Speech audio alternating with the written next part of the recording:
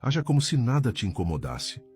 Sim, como se tudo ao seu redor estivesse em silêncio, mesmo quando o mundo grita.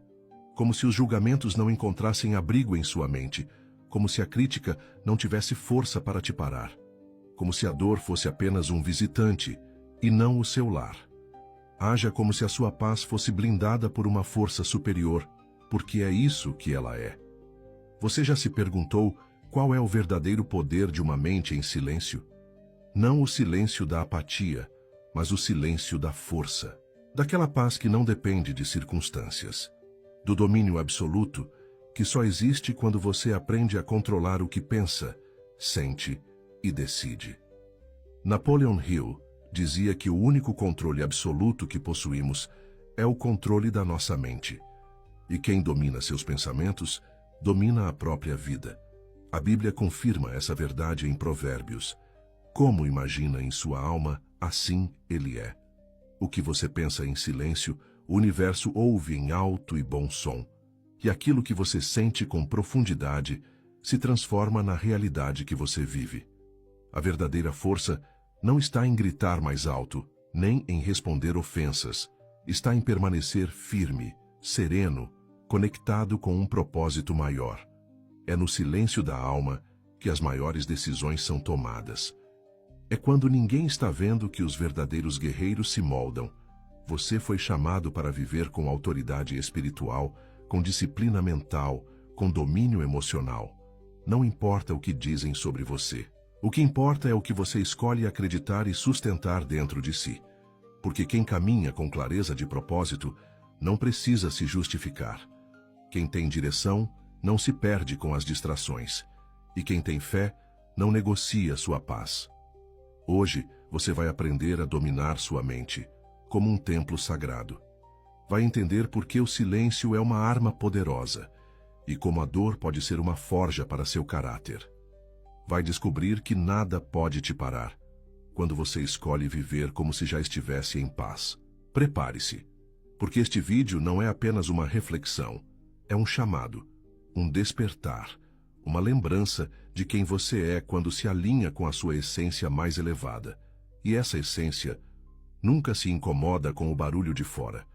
Existe um território sagrado que, uma vez conquistado, torna tudo ao redor irrelevante. Esse território é a sua mente. É nela que as guerras mais silenciosas acontecem. É nela que o medo tenta se instalar, que a dúvida cochicha, que a raiva busca espaço. Mas também é nela que nasce a fé, a clareza, a força e o futuro que você deseja. Napoleon Hill foi direto. Você tem absoluto controle apenas sobre uma coisa: seus pensamentos. Essa é a única autoridade que ninguém pode tirar de você. E é também o maior poder que você pode exercer. Jesus disse: a lâmpada do corpo são os olhos. Se os teus olhos forem bons, todo o teu corpo será luminoso. Aqui, ele nos revela um princípio espiritual profundo. Os olhos não apenas enxergam o mundo, eles representam o foco. E o foco direciona sua mente. Aquilo que você foca, cresce. Aquilo que você repete, se fortalece. Aquilo que você pensa continuamente se torna parte de quem você é. Por isso, dominar a mente não é um luxo, é uma necessidade espiritual. É um compromisso com sua paz. É o primeiro passo para viver como se nada te incomodasse. Mas dominar a mente não significa não sentir. Significa não ser dominado pelo que sente. Significa observar o pensamento negativo e escolher não alimentá-lo. Significa ouvir a crítica e decidir não absorvê-la. Significa reconhecer o caos ao redor, mas manter a serenidade dentro. A mente é como uma terra fértil. Se você não plantar, ela será invadida por ervas daninhas. Se você não treinar seus pensamentos, será conduzido pelos pensamentos dos outros. E os pensamentos dos outros, muitas vezes, são guiados pelo medo, pela comparação, pela insegurança. Por isso, pare agora e reflita. O que você tem permitido crescer dentro da sua mente? Você está cultivando pensamentos de fé ou de dúvida? Está alimentando imagens de vitória ou repassando derrotas antigas? O domínio da mente começa com uma decisão. Eu escolho ser o guardião do que entra na minha consciência.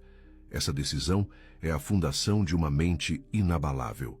E a partir dela, o mundo pode até tentar te abalar, mas você continuará de pé, firme, sereno, como se nada te incomodasse. Você não é vítima dos seus pensamentos. Você é o autor deles. E mais do que isso, você é o espírito que observa, que escolhe, que decide o que permanece e o que deve ser descartado. A palavra de Deus nos revela em 2 Coríntios, levando cativo todo o pensamento à obediência de Cristo. Essa não é uma frase simbólica, é um chamado para assumir a liderança sobre a própria mente.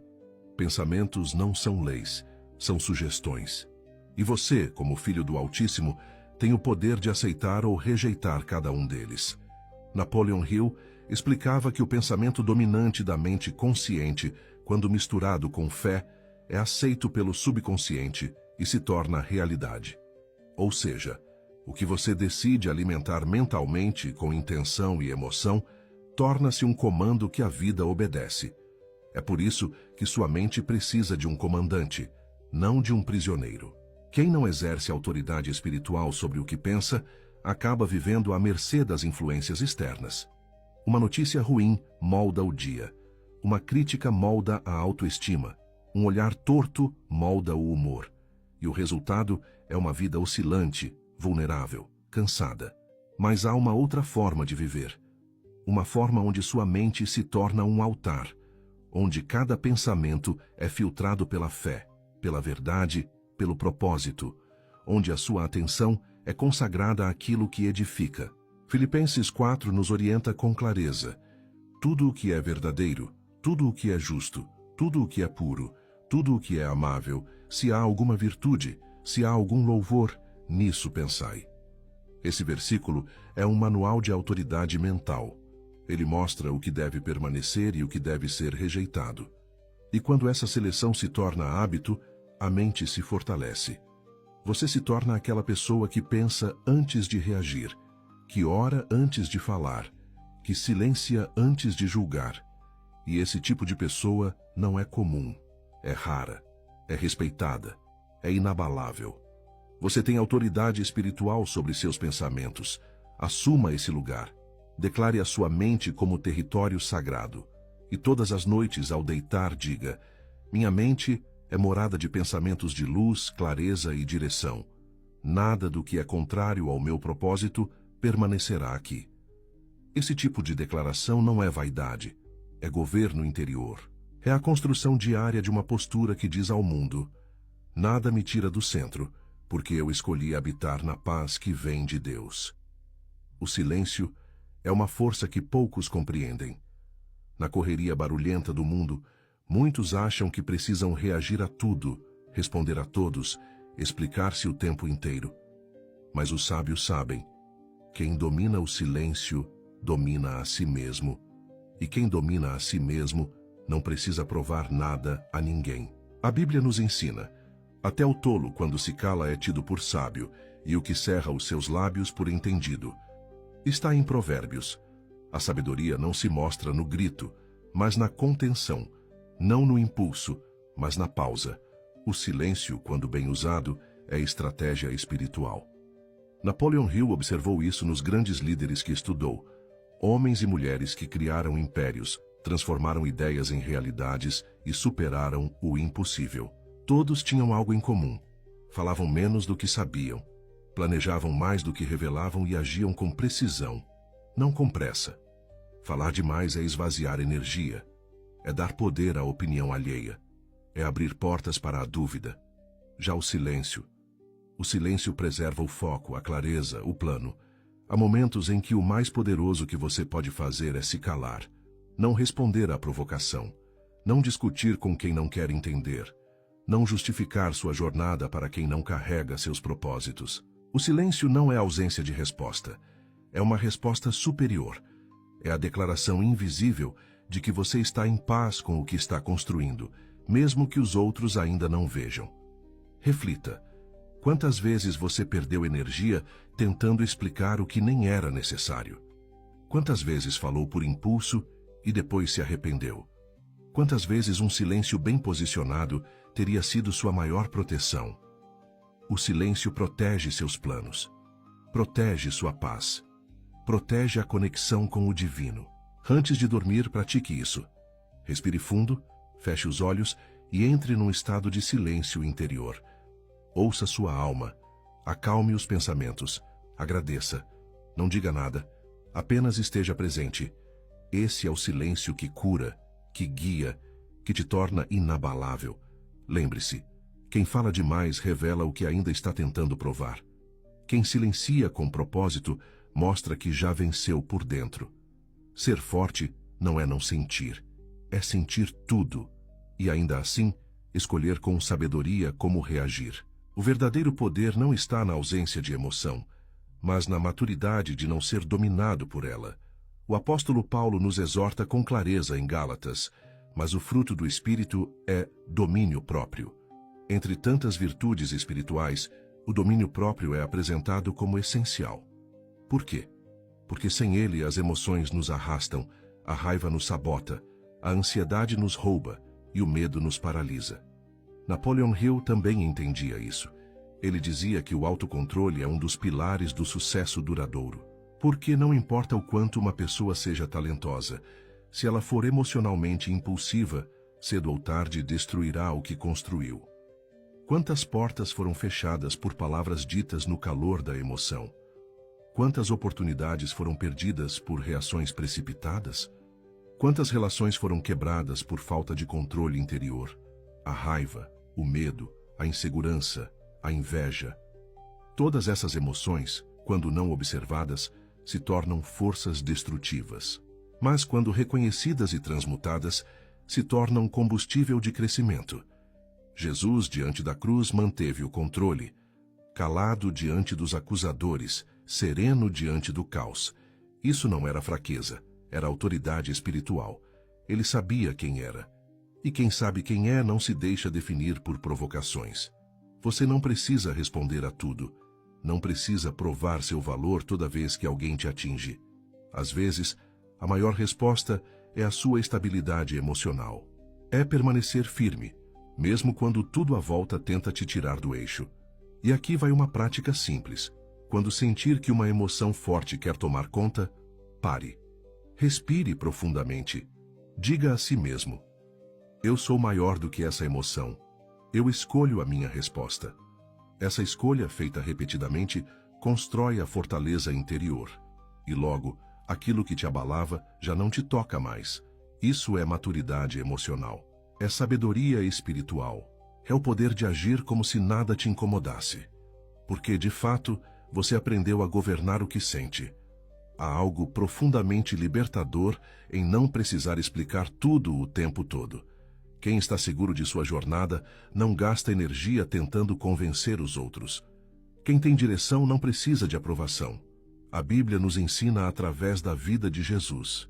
Quantas vezes ele foi questionado, criticado, mal interpretado, e quantas vezes ele respondeu com silêncio, com firmeza, com propósito. Eu sei de onde vim e para onde vou. Essas foram suas palavras. Essa é a postura de quem caminha com clareza. Napoleon Hill dizia que um propósito definido elimina dúvidas, ruídos e distrações. Quando uma mente está cheia de propósito, ela não se curva à necessidade de agradar, justificar ou se explicar. Você não precisa contar seus planos para todo mundo, nem justificar suas escolhas para quem não carrega seu chamado. A verdade é que muitos não vão entender o que você está fazendo, até verem o que você construiu. E mesmo assim, alguns ainda não entenderão. E tudo bem. A sua postura é a sua resposta. O seu silêncio, sua proteção. E a sua constância, a sua maior prova. Pare e reflita agora. Quantas vezes você interrompeu sua jornada para se explicar? Quantas vezes perdeu tempo precioso respondendo a quem nem estava disposto a entender? Haja como quem confia no processo. Caminhe como quem já viu o destino. Não peça permissão para ser quem você nasceu para ser. Postura é vibração, é energia que comunica sem palavras. É a forma como você entra num ambiente e transmite firmeza sem arrogância, confiança sem soberba. E isso não se constrói com argumentos, se constrói com coerência, com disciplina, com paz. Declare para si mesmo agora: eu sigo em paz, mesmo sem ser compreendido. Eu caminho em propósito, mesmo sem aplausos. Minha postura é a prova da minha fé. E quando você viver assim, verá que o respeito que busca não precisa ser exigido. Ele será naturalmente atraído. Porque quem vive alinhado com sua missão não precisa explicar, inspira. Toda pessoa que escolhe crescer será criticada. Toda decisão autêntica provoca julgamento. E toda grande transformação gera incômodo em quem escolheu permanecer na mesmice. Mas você precisa entender uma verdade libertadora. A crítica, muitas vezes, é admiração disfarçada de resistência. É o reflexo de alguém que vê em você aquilo que ainda não teve coragem de ser. Jesus foi criticado, acusado de heresia, desacreditado, perseguido. E mesmo assim, permaneceu firme, porque ele conhecia sua origem, sua missão, seu destino. E quem conhece o propósito, atravessa o julgamento como quem atravessa um vento. Sente, mas não para. Napoleon Hill ensinava que pessoas críticas, na maioria das vezes, estão presas em suas próprias limitações. Elas projetam suas frustrações sobre quem ousa romper. É como se dissessem: se eu não tive coragem, ninguém pode ter. Você não pode mais carregar esse peso. Não é seu papel convencer quem ainda não está pronto para enxergar. Não é sua função justificar cada passo para quem assiste de longe, mas não caminha com você. Reflita. Quantas vezes você se reprimiu por medo do que os outros diriam? Quantas ideias enterrou só para não ser julgado? Quantas versões suas estão adormecidas por causa do medo de críticas? Está na hora de liberar-se. Está na hora de agir, como quem sabe que o julgamento externo nunca será maior do que a missão interna. Está na hora de entender que a opinião dos outros só tem poder se você der permissão. Diga a si mesmo: eu não sou a projeção de ninguém.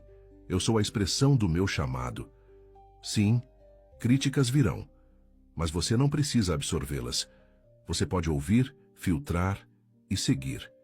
Porque a sua paz não depende da aceitação. Ela nasce da sua fidelidade à verdade que habita em você. Lembre-se, os grandes sempre foram questionados, até que seus frutos falaram mais alto. E os seus frutos estão sendo plantados agora, no silêncio, na constância, na fé. A dor não é inimiga. Ela é uma professora severa, mas justa. Ela aparece quando algo precisa ser transformado, e embora doa, ela não vem para destruir, vem para revelar. A Bíblia diz em Romanos: a tribulação produz perseverança, a perseverança, um caráter aprovado, e o caráter, esperança. Olhe bem para essa ordem. Não existe caráter sem dor. Não existe esperança sólida sem passagem pelo vale. A dor é o fogo que purifica a alma. Napoleon Hill chamava isso de a bênção disfarçada. Ele dizia que todo revés carrega dentro de si a semente de um benefício equivalente, ou até maior. Mas para colher esse benefício, é preciso atravessar a dor com consciência, não fugindo dela, não negando, mas aprendendo. A dor só se torna sofrimento quando você resiste a ela, quando você luta contra a lição, quando você tenta ignorar o que precisa ser sentido. Reflita. Qual dor você tem carregado em silêncio? Ela está te paralisando ou te forjando? Ela está te aprisionando ou te despertando? Existe um tipo de dor que, quando acolhida com maturidade, se transforma em força. É a dor que quebra o ego, que mostra as ilusões, que ensina a importância da fé. Jesus no Getsêmani sentiu essa dor. Chorou, suou sangue, pediu ao Pai que o cálice fosse afastado, mas ao final declarou: seja feita a tua vontade. E ali, na rendição, nasceu a redenção. Você também tem um cálice, uma dor que precisa ser atravessada, não evitada. E quanto mais cedo você encará-la com coragem, mais rápido ela se transforma em força. Diga a si mesmo agora: essa dor não me define. Ela me refina. Ela está moldando minha fé, minha visão, meu propósito. E quando você volta o olhar para dentro com esse entendimento, a dor perde o poder de te dominar. ela se torna um portal de amadurecimento, um fogo sagrado que queima apenas o que já não serve. Essa é a dor que fortalece a alma, e quem aprende com ela age como se nada mais o incomodasse, porque já venceu o inimigo mais difícil, o descontrole interior diante do sofrimento. A maioria das conquistas mais grandiosas da vida são construídas longe dos holofotes. São moldadas no silêncio dos dias comuns, nos esforços que ninguém vê, nas renúncias que ninguém aplaude. É ali, quando parece que nada está acontecendo, que tudo está sendo gestado. Napoleon Hill dizia: o ponto de virada muitas vezes acontece pouco depois do momento em que a maioria desiste. Ou seja, é no escuro que se forjam os vencedores. É na persistência silenciosa que o impossível começa a se tornar inevitável. A Bíblia confirma essa verdade no Salmo 126. Aqueles que semeiam com lágrimas, com júbilo colherão. Sim, há lágrimas. Há noites difíceis. Mas também há um solo fértil e invisível sendo preparado. Há raízes crescendo onde ninguém pode ver. Você não precisa de plateia para estar progredindo, nem de reconhecimento imediato para estar vencendo. O que você precisa é de constância, de compromisso com aquilo que acredita, mesmo quando nada parece colaborar. Reflita com sinceridade. Quantas vezes você pensou em desistir, simplesmente porque ainda não viu resultados? Quantas vezes confundiu o silêncio com abandono? Quantas vezes subestimou o poder do invisível? Deus trabalha no oculto. O universo se organiza em silêncio. E a mente subconsciente, como ensinava Hill, responde à repetição paciente de uma ideia alimentada com fé. Persistência não é continuar porque está fácil. É continuar porque sabe que o caminho é certo. É seguir mesmo sem sinais claros, porque há uma certeza mais profunda te conduzindo. Diga a si mesmo: eu estou construindo mesmo quando não vejo. Minha semente está germinando e minha colheita já está a caminho. Essa certeza é o que separa os que desistem dos que vencem. Porque enquanto muitos desistem no silêncio da espera, os fortes permanecem. E quando o tempo da colheita chega, aqueles que insistiram no escuro são honrados à luz do dia. Existe uma força interior que, quando ativada, torna você imune à dispersão, ao medo e à dúvida. Essa força se chama propósito definido. É a clareza de saber por que você acorda todas as manhãs. É a visão de algo tão verdadeiro que tudo o que não colabora com isso simplesmente perde o sentido. Napoleon Hill afirmava: aquele que tem um propósito definido não será vencido por distrações temporárias. Porque onde há direção, não há espaço para confusão. Onde há convicção, não há tempo para conflitos desnecessários. O propósito é um escudo contra a perda de energia. Jesus vivia com essa clareza. Ele dizia: é necessário que eu cumpra a vontade daquele que me enviou. Não importava o que as pessoas pensavam, nem o que tentavam impedir. Sua vida tinha um foco, e quem tem foco tem força. O problema de muitos não é falta de capacidade, é falta de propósito. E onde não há propósito, há distração. A mente vaga, o coração oscila, as emoções tomam o lugar da fé. Você já percebeu como é fácil se perder em coisas pequenas quando não se está conectado com algo maior? Discussões sem sentido, comparações, procrastinação. Tudo isso é sintoma de falta de propósito. Mas quando o seu propósito está definido, até o cansaço muda de significado. O que era sacrifício se torna entrega. O que era renúncia se transforma em honra. Você não precisa de motivação externa, porque o fogo arde por dentro. Pare e reflita agora. Qual é o seu propósito? Qual é a causa que queima em seu coração? O que você faria mesmo que ninguém aplaudisse? Essa resposta é a chave da sua disciplina. É o que transforma esforço em prazer. É o que dá sentido às madrugadas silenciosas, aos nãos que você precisa dizer, ao caminho estreito que decidiu trilhar. Diga a si mesmo: meu propósito é minha bússola. Enquanto ele estiver vivo em mim, nada poderá me parar. E quando você vive assim, cada passo tem um porquê, cada decisão tem um peso sagrado. e cada dia, mesmo difícil, se torna parte de algo eterno. Existe um tempo onde tudo parece invisível, onde os esforços não são notados, as mudanças não são reconhecidas, e o crescimento acontece em silêncio. Esse tempo não é castigo, é lapidação. É o período sagrado onde o seu valor está sendo moldado por dentro. Napoleon Hill ensinava que a recompensa exterior só chega depois da conquista interior. Você primeiro precisa se tornar. Depois, o mundo responde. A colheita nunca vem antes da semente. E o respeito verdadeiro nunca vem antes da identidade construída. A Bíblia nos mostra esse princípio na vida de Davi. Antes de ser rei, ele foi pastor de ovelhas, desconhecido, esquecido até pelo pai. Mas foi ali, no campo, longe dos aplausos, que ele venceu os maiores desafios. Ali ele aprendeu a confiar, a lutar, a adorar. E quando o tempo chegou, Deus o trouxe à tona. Assim também é com você. O reconhecimento virá sim, mas ele não pode ser sua fonte de motivação, porque quem depende de palmas para continuar, para quando o silêncio chegar. O verdadeiro poder é calado, disciplinado, invisível. Ele é construído na repetição dos dias comuns, na oração que ninguém escuta, na escolha certa feita quando ninguém está olhando. Reflita. Quantas vezes você pensou que não estava indo bem só porque não foi elogiado? Quantas vezes mediu seu progresso pelo olhar dos outros e não pela transformação interna? Chegou a hora de parar de buscar validação fora. O seu valor não está no que dizem de você, mas no que Deus vê em você. E Deus vê o coração. Ele vê o esforço que ninguém aplaude, a fidelidade nas pequenas coisas, a força que cresce em silêncio. Declare agora: eu continuo mesmo sem reconhecimento. Porque o que estou construindo é real, é interno, é eterno. E quando você fizer isso, o mundo vai notar.